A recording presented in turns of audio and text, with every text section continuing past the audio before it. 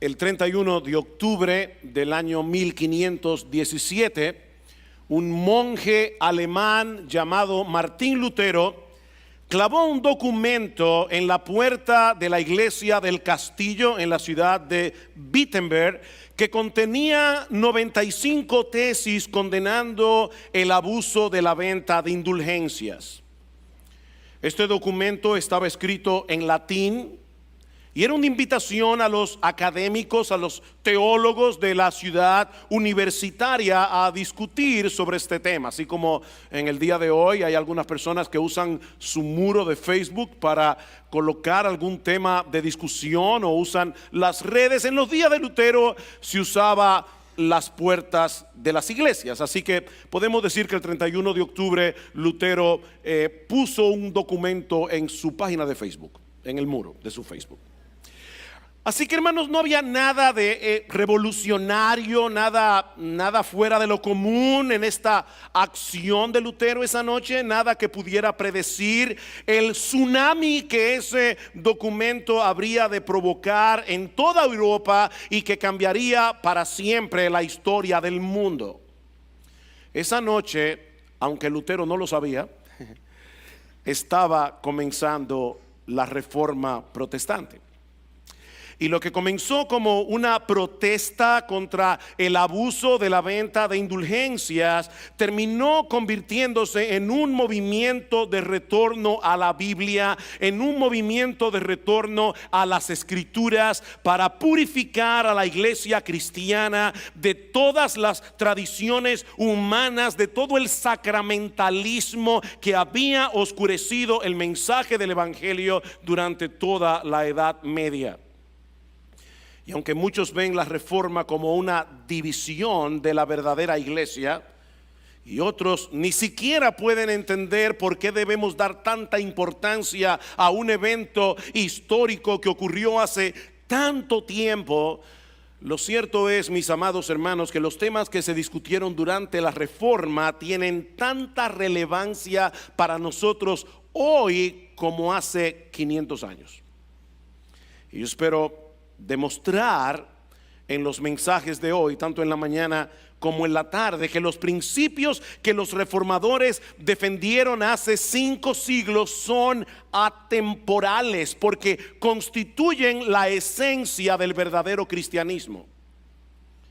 Estos principios fueron resumidos en 5 lemas conocidos como las 5 solas de la reforma: sola escritura, sola gracia, solo fe, solo Cristo y solo a Dios sea la gloria. Si comparamos estos principios con un gran templo de la verdad, pudiéramos decir que sola escritura es el fundamento que soporta la edificación. Sobre ese fundamento se levantan 3 columnas que sostienen y definen el Evangelio: sola gracia, solo fe o sola fe, solo Cristo. Y el pináculo, el clímax, el techo de ese templo es soli Deo gloria, una frase en latín que significa que la gloria sea dada únicamente a Dios. Y son estos principios los que estaremos considerando en el día de hoy al acercarnos en semana y piquito al 499 aniversario de la Reforma y el año que viene a los 500 años de la Reforma Protestante. Ahora, yo debo decir de antemano que no es mi intención, tanto en la mañana como en la tarde, atacar gratuitamente la Iglesia Católica Romana, pero es imposible tocar el tema de la reforma sin colocarlo en el trasfondo de los errores del catolicismo. Tampoco es mi intención en esta mañana ni en esta tarde presentar a los reformadores como hombres que estaban libres de error. No estamos mirando a la reforma con romanticismo. Cosas buenas pasaron durante la reforma y cosas no tan buenas. Nuestra intención en esta mañana Es hacer memoria de lo que Dios llevó a cabo en ese momento particular de la historia a través de hombres débiles, a través de hombres falibles, hombres sujetos a pasiones iguales que las nuestras, para que podamos tener un mejor entendimiento de las Escrituras y disfrutar más plenamente de la salvación que Dios nos ofrece en Cristo de pura gracia por medio de la fe. Como leímos hace un momento en el libro de los Salmos, nosotros debemos traspasar a las generaciones futuras las obras de Dios. Debemos recordar las maravillas que Él ha hecho a través de la historia de su pueblo. Y mi hermano, mi hermana, esa historia no terminó en Hechos 28. Esa historia no concluyó en Hechos 28. Y si hay algo que nosotros necesitamos conocer, celebrar, atesorar y considerar con suma atención, es la obra extraordinaria que Dios llevó a cabo en el siglo XVI, como espero demostrar a lo largo de este día. Un historiador ha dicho correctamente que el meollo de la Reforma Protestante era una discusión sobre cómo podemos conocer a Dios y cómo podemos estar en paz con Él. No hay un tema más importante, ¿eh? ¿Cómo podemos conocer a Dios? ¿Cómo podemos estar en paz con Él? De manera, mis hermanos, que lo que está en juego aquí es el destino eterno de nuestras almas. Esa es la diferencia entre el cielo y el infierno. Los reformadores del siglo XVI no trataron de crear una nueva religión. Los reformadores del siglo XVI trataron de regresar al fundamento de la iglesia, colocando la Escritura como nuestra máxima autoridad. En otras palabras, mis amados hermanos, ellos estaban convencidos de que la única manera en que la iglesia de Cristo puede avanzar hacia adelante es volviendo hacia atrás. ¿Oyeron eso? La única manera en que la iglesia de Cristo puede avanzar hacia adelante es volviendo hacia atrás, es regresando al fundamento establecido por Dios en su palabra. De ahí la primera de las solas que veremos en la mañana de hoy, sola Escritura, comenzando por su trasfondo histórico, para luego considerar su significado y su relevancia para nosotros en el día de hoy. Así que veamos en primer lugar el trasfondo histórico de sola Escritura. Aunque varios factores se conjugaron para dar inicio a la Reforma Protestante, el factor detonante fue la venta de indulgencias, como vimos hace un momento. ¿Y qué son las indulgencias?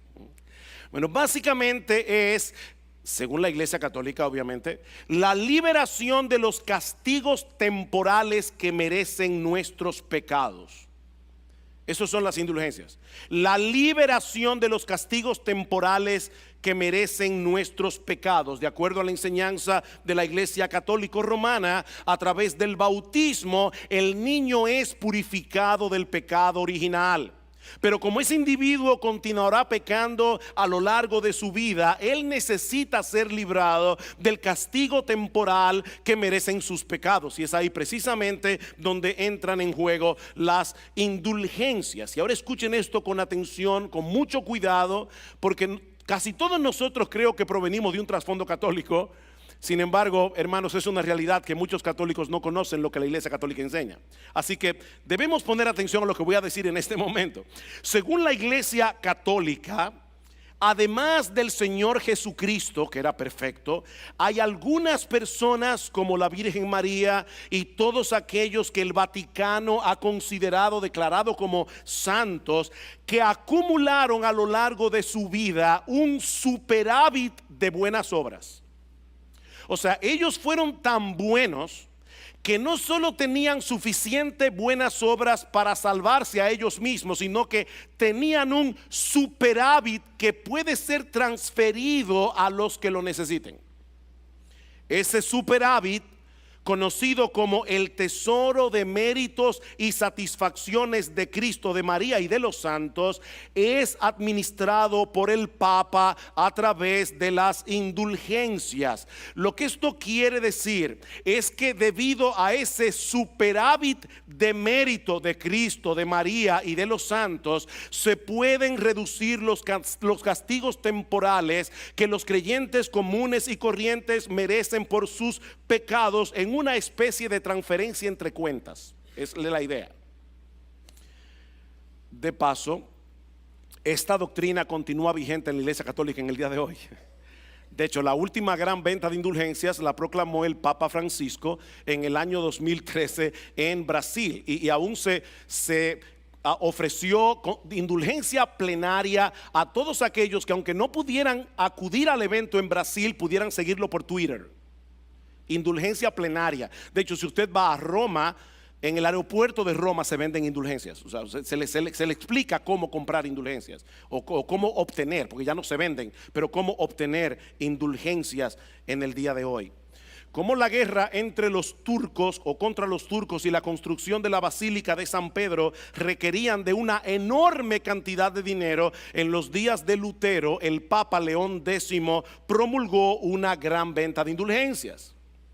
Y la persona encargada en Alemania de este singular negocio fue un astuto y persuasivo fraile dominico llamado Juan Tetzel, que usaba su impresionante oratoria para capturar la mente de los ignorantes, prometiéndoles el perdón de sus pecados y la liberación del purgatorio de sus familiares muertos.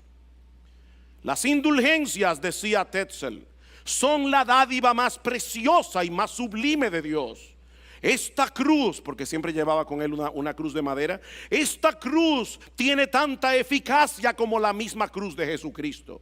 Venid, oyentes, y yo os daré bulas por las cuales se os perdonarán hasta los mismos pecados que tuvieseis intención de cometer en el futuro. No hay pecado, por grande que sea, que la indulgencia no pueda perdonar. Ni aun el arrepentimiento es necesario. Y hablando de las almas de los familiares muertos, Tetzel decía con mucho dramatismo en su discurso: en el mismo instante en que la pieza de moneda resuena en el fondo de la caja, el alma sale del purgatorio. Oh gentes torpes y parecidas casi a las bestias, que no comprendéis la gracia que se os concede tan abundantemente. Tetzel llegó a decir: yo he salvado más personas del purgatorio que Cristo con su muerte en la cruz del Calvario.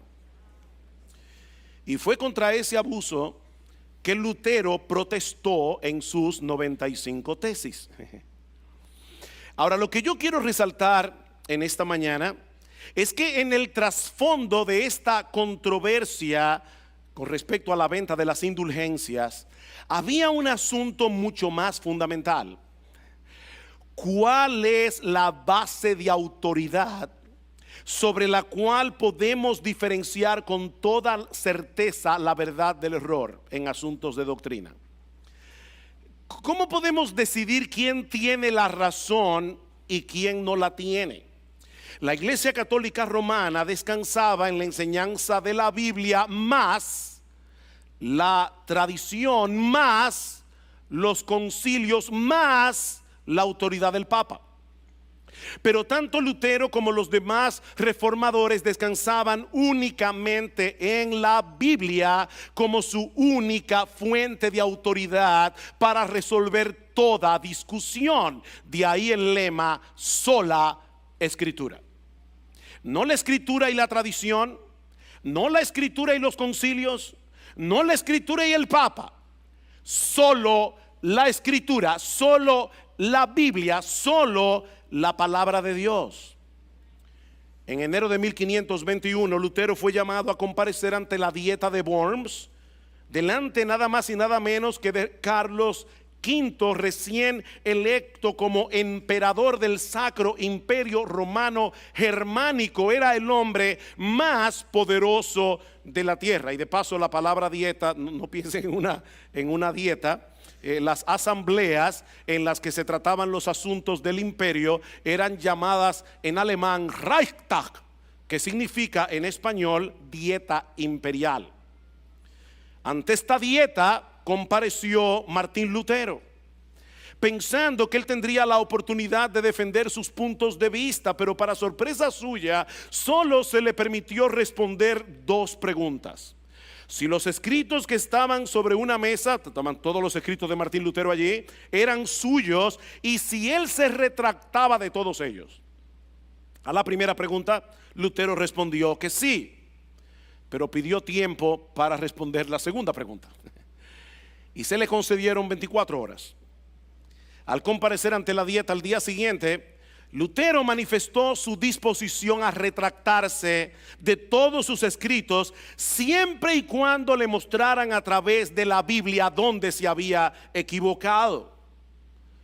Pero se le dijo tajantemente que no estaban allí para refutar nada ni para discutir nada, sino para saber si él se retractaba o no. Y entonces Lutero pronunció estas famosas palabras en la dieta de Worms: si no me convencen mediante testimonios de las Escrituras o por un razonamiento evidente, puesto que no le creo al Papa ni a los concilios solos, porque consta que han errado frecuentemente y se han contradicho a sí mismos, quedo sujeto a los pasajes de las Escrituras aducidos por mí, y mi conciencia está cautiva de la palabra de Dios. Yo no puedo ni quiero retractarme de nada, porque no es prudente ni recto obrar contra la conciencia. Que Dios me ayude.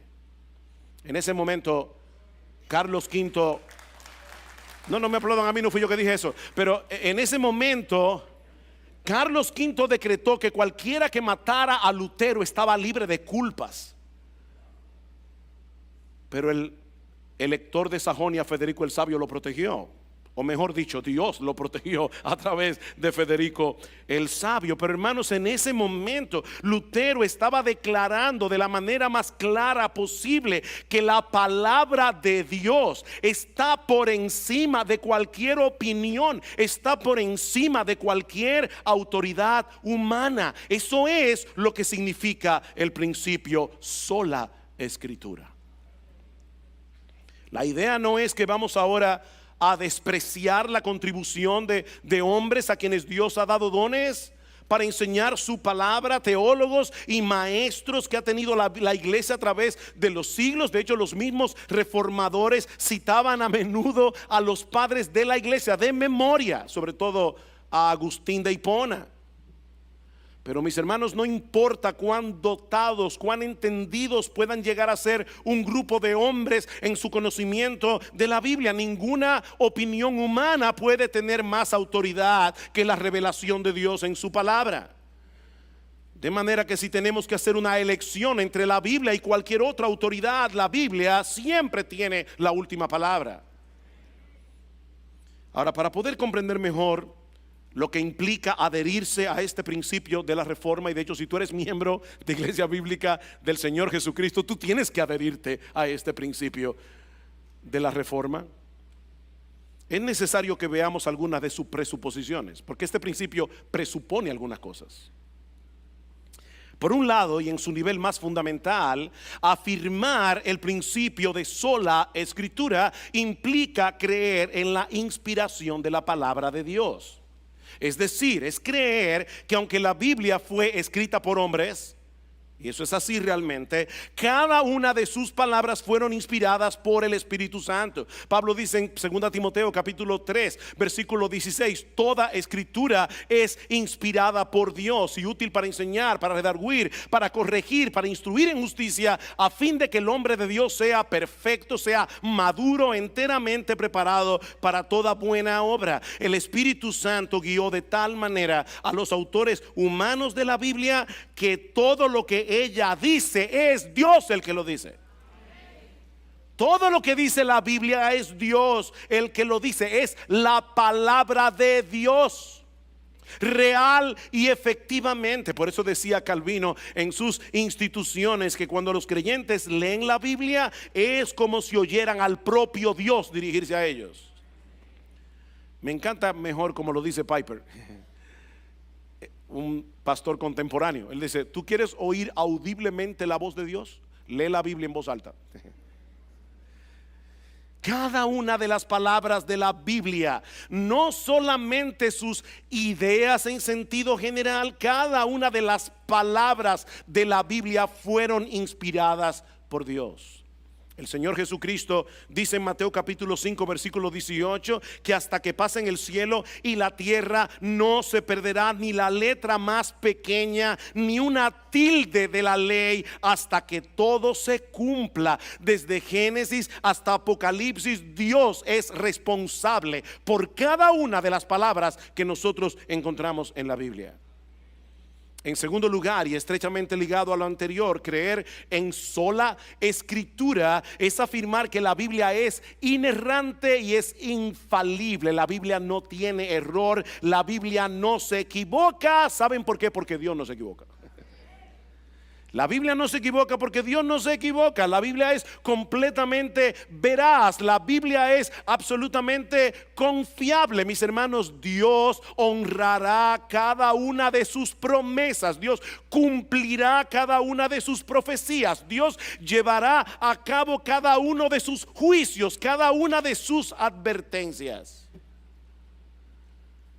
Los concilios y los papas se han equivocado, como dijo Lutero. Pero la Biblia es la palabra de Dios y Él no miente, ni se puede equivocar. La ley del Señor es perfecta, dice el Salmo 19, versículo 7. Y en el versículo 6 del capítulo 12 de los Salmos dice: las palabras de Jehová son palabras limpias como plata refinada en horno de tierra, purificada 7 veces. Mis hermanos, podemos confiar y descansar en todo lo que la Biblia dice porque es Dios mismo el que nos habla por medio de su palabra. En tercer lugar, creer en sola escritura es declarar que solo la Biblia tiene autoridad suprema sobre la conciencia de los hombres. Solo la Biblia. Y una vez más, una cosa se deriva de la otra. Si solo la Biblia es inspirada, y solo la Biblia es sin error, y solo la Biblia es infalible, entonces, mis hermanos, no puede existir ninguna persona, ninguna institución que tenga sobre nosotros más autoridad que la Biblia. Es por eso que Lutero decía que colocar tu opinión a la par de la Biblia o por encima de la Biblia es en realidad levantarte por encima de Dios mismo. ¡Qué osadía! Pero eso era exactamente lo que estaba ocurriendo durante la Edad Media. La tradición, los concilios, los papas tenían en la práctica más autoridad que la Biblia misma. Y mis hermanos, no piensen ni por un momento que ese es un problema exclusivo de la Iglesia Católica Romana. Aunque las iglesias evangélicas dicen no creer en un papa infalible, lo cierto es que en muchos casos sus tradiciones están por encima de la palabra de Dios. Y algunos pastores son cuasi papas en un sentido funcional. Actúan de cara a la iglesia como si sus opiniones personales tuvieran la misma autoridad de la Biblia o incluso una autoridad mayor. Pero mis hermanos, si bien es cierto que los pastores tienen autoridad porque Dios mismo les ha concedido autoridad, es una autoridad delegada, es una autoridad que está por debajo de la autoridad de la Biblia. Lo que eso significa en la práctica, mis queridos hermanos, miembros de Iglesia Bíblica del Señor Jesucristo, es que si alguno de nosotros comienza a predicar en este púlpito algo que sea contrario a la Biblia, algo que sea que no se encuentre en la Biblia, y alguno de nosotros pretenda amarrar vuestras conciencias a nuestras opiniones personales, Es vuestra responsabilidad como miembros de esta iglesia no permitirlo. Es vuestra responsabilidad no permitir que ningún pastor de esta iglesia, ni ahora ni nunca, se coloque por encima de la Biblia. Escuchen lo que Pablo le escribe a los Gálatas en Gálatas capítulo 1 versículos 6 al 9. Yo estoy maravillado, le dice Pablo, de que tan pronto os hayáis alejado del que os llamó por la gracia de Cristo para seguir un evangelio diferente. No que haya otro evangelio, sino que hay algunos que os perturban y quieren pervertir el evangelio de Cristo. Y ahora escuchen lo que dice el apóstol Pablo: mas si aún nosotros o un ángel del cielo os anunciare otro evangelio diferente del que os hemos anunciado, sea anatema, sea maldito de Dios. Y por si acaso no entendieron, dice Pablo otra vez, como antes hemos dicho también, ahora lo repito: si alguno os predica diferente evangelio del que habéis recibido, sea anatema. Ningún ser humano puede colocarse por encima de la Biblia, ni siquiera los apóstoles, y mucho menos los pastores,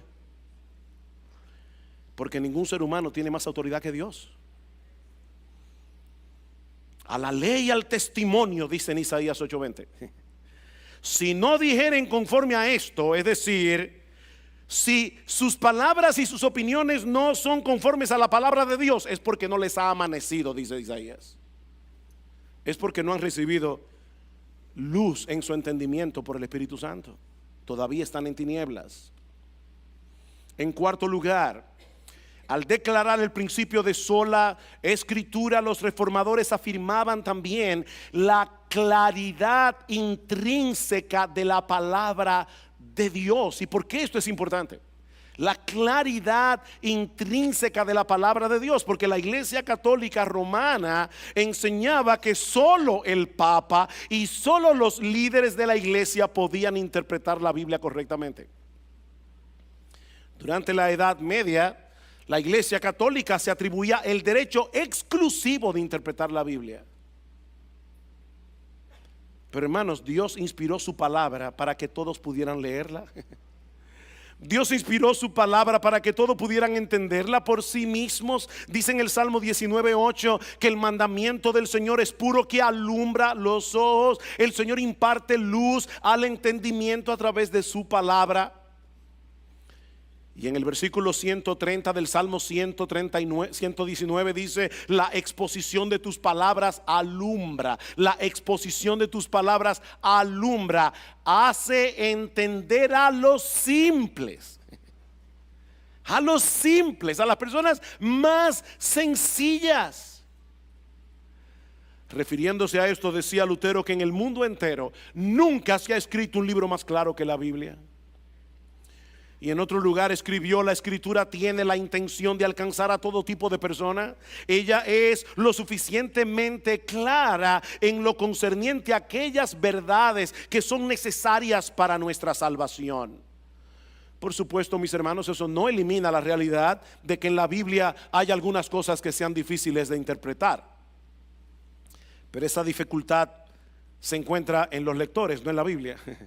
No en las escrituras. En otras palabras, es debido a nuestra ignorancia de la gramática, a nuestra ignorancia del vocabulario, a nuestra ignorancia del contexto, que algunas cosas de la Biblia resultan difíciles de entender para ciertas personas. Pero ¿saben qué, mis hermanos? Ninguna de esas cosas oscurecen el significado de las doctrinas más importantes de las escrituras. Y no hay ningún pasaje oscuro en la Biblia que no pueda ser interpretado correctamente por otros pasajes más claros. Así que, mi hermano, Dios escribió la Biblia para que tú la leas y para que tú la interpretes. En quinto lugar, aceptar el principio de sola escritura presupone también la completa suficiencia de la palabra de Dios. ¿Y qué quiere decir eso? Que la Biblia dice todo lo que tiene que decir para cumplir plenamente el propósito para el cual Dios la inspiró. O sea, la Biblia no es suficiente para todo lo que a ti se te ocurra. La Biblia no es suficiente para que un doctor sepa cómo sanar a un paciente. La Biblia no es suficiente para que un ingeniero sepa cómo construir una casa. No, la Biblia es suficiente para cumplir plenamente el propósito para el cual Dios la inspiró, como bien señala nuestra confesión de fe, la confesión de fe de Londres de 1689. Todo el consejo de Dios tocante a todas las cosas necesarias para su propia gloria, para la salvación del hombre, para la fe, para la vida, está expresamente expuesto o necesariamente contenido en la Santa Escritura, a la cual nada ha de añadirse, ni por nueva revelación del Espíritu, ni por las tradiciones de los hombres. La Biblia es suficiente. La Biblia es suficiente para conocer salvadoramente a Dios en Cristo. La Biblia es suficiente para crecer en santidad. Mis hermanos, gloria al Señor. La Biblia es suficiente para darnos consuelo en la aflicción. La Biblia es suficiente para que podamos lidiar con los problemas del alma humana. La Biblia es suficiente para guiar a la iglesia. La Biblia es suficiente para salvar a los perdidos. La Biblia es suficiente. Eso es lo que Pablo le escribe a Timoteo en el texto que citamos hace un momento. Toda la escritura es inspirada por Dios y útil para enseñar, para redarguir, para corregir, para instruir en justicia, a fin de que el hombre de Dios sea perfecto, completo, maduro, bien equipado para toda buena obra. ¿Saben qué es lo que Pablo le está diciendo a Timoteo? Timoteo, no hay nada que tú necesites para alcanzar la madurez. Timoteo, no hay nada que tú necesites para pastorear adecuadamente la iglesia que tú no lo encuentres en la Biblia. La Biblia es suficiente. En sexto lugar, aceptar el principio de sola escritura es reconocer que solo la palabra de Dios es usada con poder por el Espíritu Santo para llevarnos a Cristo y transformarnos a su imagen. Solo la palabra de Dios es usada con poder del Espíritu Santo para llevarnos a Cristo y para transformarnos conforme a su imagen. No hay ningún otro libro del mundo que tenga el poder transformador de la Biblia. No lo hay. La palabra de Dios es viva y eficaz, dice en Hebreos capítulo 4 versículo 12, y más cortante que toda espada de dos filos, y penetra hasta partir el alma y el espíritu, las coyunturas y los tuétanos, y discierne los pensamientos y las intenciones del corazón. Por eso alguien decía: lo importante no es lo que yo digo de la Biblia, es lo que la Biblia dice de mí. La Biblia es un espejo y tú te ves exactamente como eres cuando lees la Biblia. Es por medio de su palabra y solo por medio de su palabra que Dios nos lleva a Cristo, que Dios nos revela a Cristo, para que contemplando su gloria en las páginas de las Escrituras seamos transformados de gloria en la misma imagen de nuestro Señor y Salvador. Ningún otro libro del mundo puede hacer eso. Ven, hermanos, que los reformadores no se inventaron el principio de sola escritura. Ellos no se inventaron ese principio. Ellos fueron guiados por el Señor para colocar la Biblia en el lugar que le corresponde. La Biblia debe ser nuestra máxima autoridad, porque Dios es nuestra máxima autoridad. Y la Biblia es su palabra. La Biblia es su palabra. Lo que quisiera considerar en los minutos que nos restan es por qué debemos celebrar y atesorar el hecho de que el Señor haya guiado a los reformadores a volver a poner en alto el principio de sola escritura. Como decía al principio de este mensaje, hermanos, no es nuestra intención idolatrar a ningún hombre. Aquí no idolatramos a Lutero. Aquí no idolatramos a Calvino, aquí no idolatramos a Ulrico Zwinglio. Aquí no adoramos a ningún hombre. Pero lo cierto es que Dios en su providencia levantó a los reformadores en ese momento particular de la historia de la iglesia, para que los creyentes de los últimos 5 siglos pudiéramos disfrutar de enormes privilegios que los creyentes de siglos anteriores ni pudieron soñar. Por ejemplo, fue por la labor de los reformadores y por su plena confianza en el principio de sola escritura que hoy disfrutamos el privilegio de poder leer la Biblia en nuestro propio idioma, sin ser encarcelados, sin que nos lleven a la hoguera por eso. ¡Qué privilegio! Hermanos, eso era algo impensable durante casi toda la Edad Media. Muchos creyentes fueron llevados a la muerte por el único delito de haber traducido la Biblia al idioma común o de haber tenido en sus manos una de esas traducciones de la Biblia. Casiodoro de Reina, el traductor de la versión en español de la Biblia que hoy se conoce como Reina Valera, se pasó 12 años huyendo por toda Europa con los manuscritos del Antiguo y del Nuevo Testamento para que el mundo de habla hispana tuviera el privilegio de poder leer la palabra de Dios en su propio idioma. Y luego Cipriano de Valera se pasó 20 años revisando lo que Casiodoro había hecho.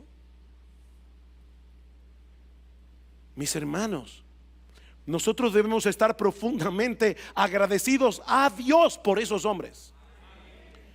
Debemos estar agradecidos a Dios por esos hombres que Él usó para permitirnos tener en nuestras manos un tesoro tan grande y al mismo tiempo honrar a Dios aprovechando al máximo ese tesoro. Mi hermano, lee tu Biblia. Lee tu Biblia, memoriza tu Biblia, medita en tu Biblia y sobre todas las cosas procura obedecer la independencia del Espíritu Santo, porque es la voz de Dios hablándote a ti, es la voz del cielo hablándote a ti.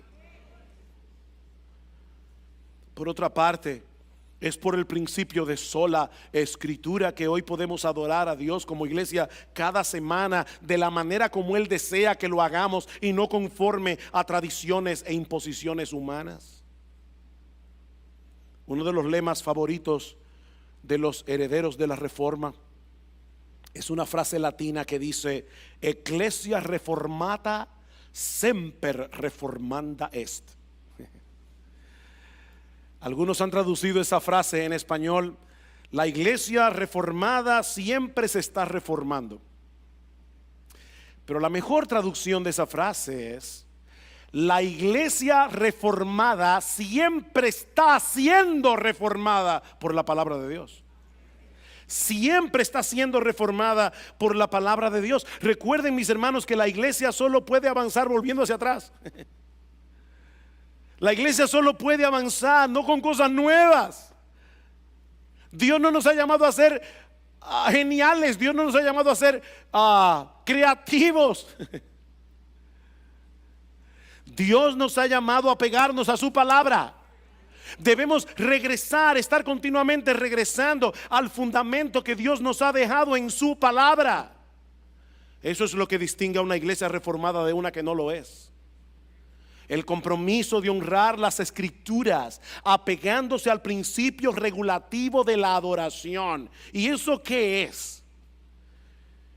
La convicción de que nuestros servicios congregacionales en el día del Señor deben ser regulados únicamente por la Biblia.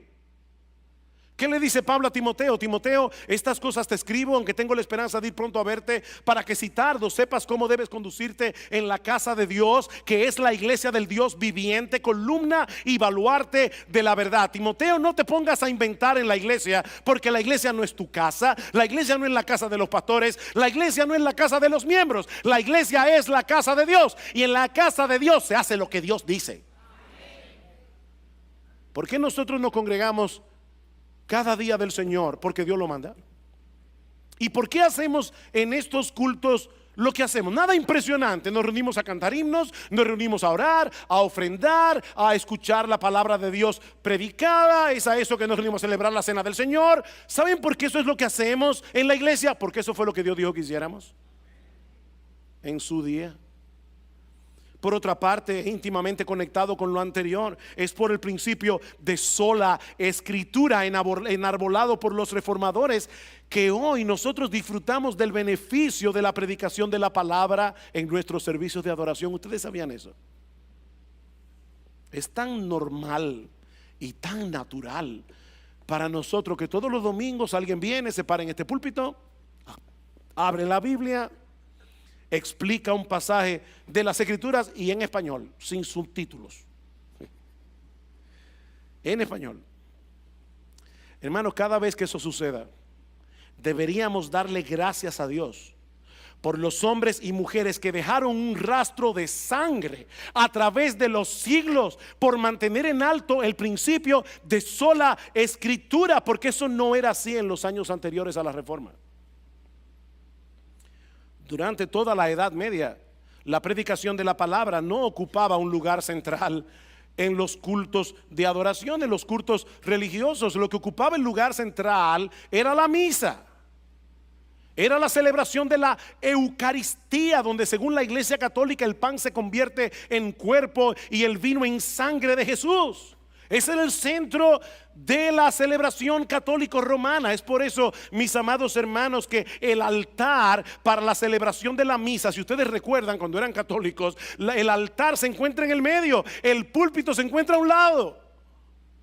¿Qué les dice eso? Que el centro de esos servicios no era la predicación de la palabra. De hecho, la predicación no era un medio para edificar a nadie, porque eran breves homilías dichas en latín que casi nadie entendía. Pero cuando los reformadores volvieron a colocar la Biblia en su lugar, ¿saben qué pasó? Volvieron a colocar la predicación en su lugar. Alguien ha dicho que ese desplazamiento físico del altar de la misa para colocar el púlpito en su lugar representa gráficamente el movimiento teológico desde una adoración basada en los sacramentos a una adoración basada en la palabra. ¿Por qué este púlpito está aquí y no allá? Porque nosotros queremos que todo el que entre por estas puertas sepan que aquí la predicación de la palabra de Dios es central. Y lamentablemente, hermanos, esa no es la realidad de muchas iglesias evangélicas en el día de hoy. Hay muchas cosas que han desplazado o sustituido la predicación de la palabra. ¿Por qué? Porque han dejado caer a tierra el principio de sola escritura. Y es importante resaltar aquí que no son los líderes únicamente los que deben mantener en alto esa bandera. La iglesia no está compuesta únicamente de pastores. Son los miembros de la iglesia, mis hermanos, junto a sus líderes, los que deben defender y mantener a toda costa el principio de sola escritura. Mi amado hermano, mi amada hermana, déjame hacerte una pregunta. ¿Es la palabra de Dios la autoridad suprema de tu vida? De tal manera que tú puedes decir como Lutero en la dieta de Worms: mi conciencia es cautiva de la palabra de Dios. Nota que él no dijo, mi conciencia está convencida de que la Biblia es la palabra de Dios.